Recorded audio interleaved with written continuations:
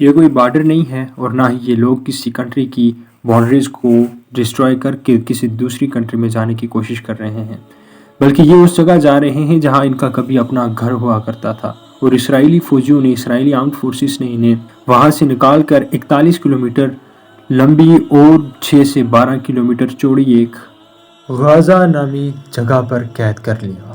غازہ کو دنیا میں اوپن ایئر پریزن بھی کہا جاتا ہے، یعنی کہ یہ آسمان کی چھت کے نیچے کھلا جیل ہے، کیونکہ اس علاقے کو کمپلیٹلی اسرائیل ہینڈل کرتا ہے۔ اس علاقے میں 20 لاکھ لوگ رہتے ہیں اور 50% ان میں سے بچے اور بزرگ ہیں، اور یہاں کے 70% یوتھ کو جاب حاصل نہیں ہے، وہ ان امپلائڈ ہیں۔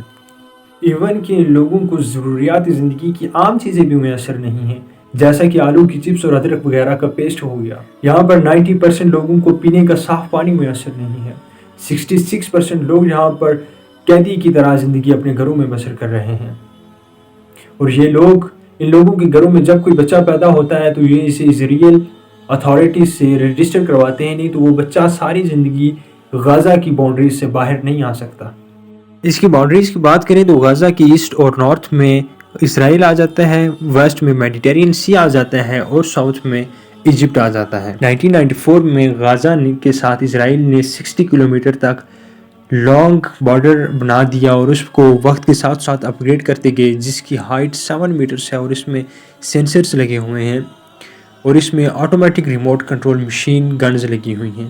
ایسا نہیں ہے کہ یہ میڈیٹرینین سی کے تھرو ٹریڈ کر سکتے ہیں اور اپنا بزنس کر سکتے ہیں اور چیزیں لے دے سکتے ہیں، بلکہ اس علاقے کو بھی اسرائیل کنٹرول کرتا ہے۔ اس time Gaza completely in the control of Israel آتا ہے، اور کوئی صورت نظر نہیں آتی کہ اسرائیل اسے رہا کرے گا یا اس پر کسی قسم کی آسانی پرووائڈ کرے گا، بلکہ اسرائیل دن بہ دن اس پر بمباری کے حملے تیز کرتا جا رہا ہے اور ان پر مشقتیں بڑھاتا ہی چلا جا رہا ہے۔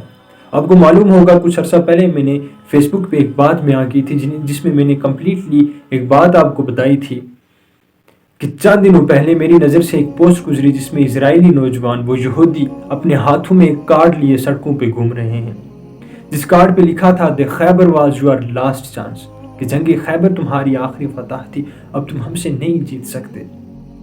کیا آپ کو معلوم ہے جنگ خیبر کون سی جنگ تھی؟ یہ وہ جنگ تھی جو نبی کریم رؤوف الرحیم صلی اللہ علیہ وسلم کی ظاہری حیاتی پاک میں حضرت علی رضی اللہ تعالیٰ نے بھی اس جنگ میں شرکت اختیار کی۔ جنگ کے دوران حضرت علی کے ہاتھ سے ڈھال گر گئی، چنانچہ آپ نے باب خیبر اکھاڑ دیا اور ڈھال کے طور پر استعمال کیا۔ جنگ کے اختتام پر 40 لوگ مل کر بھی وہ ڈھال، وہ دروازہ نہیں اٹھا پائے تھے۔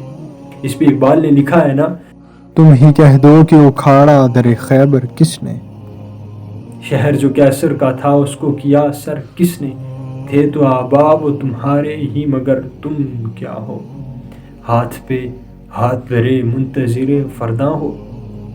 شاید ابھی یہی بات ہمارے اوپر اپلائی کی جا رہی ہے۔ آپ ذرا امیجن کیجئے، میں صرف امیجن کے ہی زمرے میں آپ سے بات کروں گا۔ کسی شخص نے سویڈن میں اگر کسی شخص نے قرآن کی بے حرمتی کی ہے تو نیوز ویک نے کیوں چھاپا؟ کیا انہیں پتہ نہیں تھا کہ ہم ایسا کریں گے تو مسلمانوں کے جذبات مجنون ہوں گے، مسلمانوں کی غیرت ایمانی جو ہے وہ بھڑکے گی؟ نیوز میں کیوں آئے، اخبار میں کیوں یہ بات چھپی؟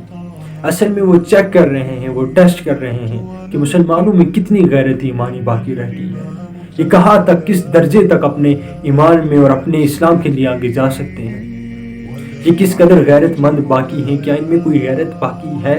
وہ یہی چیز چیک کر رہے ہیں، اور کس پرپس کے لیے چیک کر رہے ہیں؟ وہ اسی پرپس کے لیے چیک کر رہے ہیں کیونکہ انہوں نے ایک دن یہودیوں کے ساتھ مل کر مسجد اقصی کو گرانا ہے اور یہودیوں کے لیے تھرڈ ٹیمپل تیار کرنا ہے جو کہ ہو کے رہے گا۔ ان کا ایک ایمبیشن ہے، ان کا ایک گول ہے کہ وہ تھرڈ ٹیمپل کو کریٹ کریں گے، تھرڈ ٹیمپل کو بنائیں گے۔ لیکن سب سے زیادہ فکر کی بات ہمارے لیے ہے، کیونکہ یہ ٹیسٹ ہمارا لیا جا رہا ہے، امتحان ہمارا ہو رہا ہے کہ ہم اس پر کس طرح کا ریٹیلیٹ کرتے ہیں، ہم اس پر کس طرح کی جوابی کارروائی کرتے ہیں۔ ہمارا امتحان ہو رہا ہے۔ اس امتحان کو پاس کرنے کے لیے کیا کوئی راستہ ہمارے پاس موجود ہے؟ کیا ہم وہ طریقہ اختیار کر کے اس امتحان کو پاس کر سکتے ہیں؟ آئیے جانتے ہیں ڈاکٹر اسرار احمد صاحب کی زبانی۔ کیا ہوگا جب مسجد اقصی شہید کی جائے گی، جب تھرڈ ٹیمپل کی تعمیر ہوگی؟